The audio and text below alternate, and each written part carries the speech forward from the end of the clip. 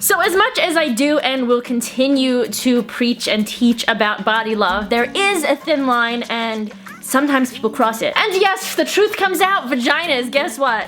They can smell and taste bad, just like dicks. Dicks can smell and taste bad too.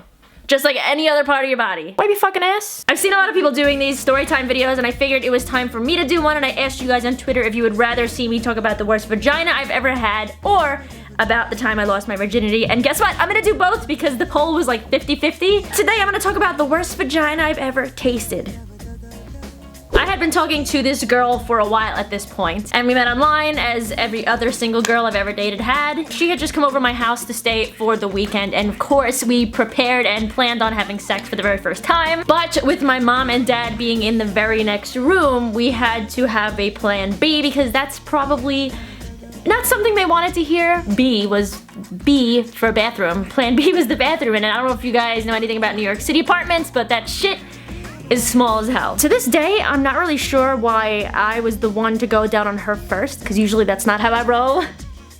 I'm just being honest. And I remember as I pulled down her pants, my leg hit the back door, and her head, this is how small the bathroom was, her head was literally underneath the bathroom sink, okay? And I had like a towel set down for her so it wasn't hitting her head on like the wood. One of her legs was stretched onto my shoulder, her other leg was stretched out onto the bathroom tub. And yeah, as I went to start, I realized I had made the biggest mistake of my life. I had not performed the lesbian finger test. Click right here if you have no idea what I'm talking about. And then I went in, and let's just say thank God the lights were off because she didn't see me gag. She might have heard me.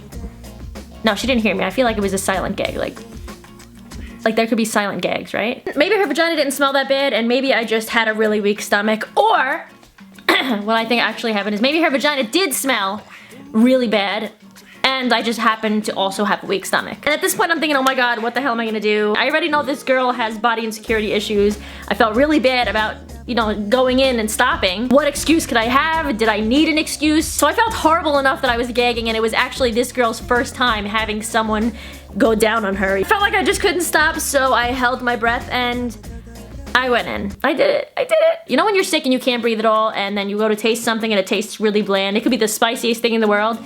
Well, this girl's vagina tasted so bad that I could have been on death's door and I still would have smelled and tasted it. Since we had both gotten tested, I know for sure that she didn't have an STD. I'm assuming that it was something like vaginal bacteria or just a really poor diet. As I started this video, I will finish it as I did her.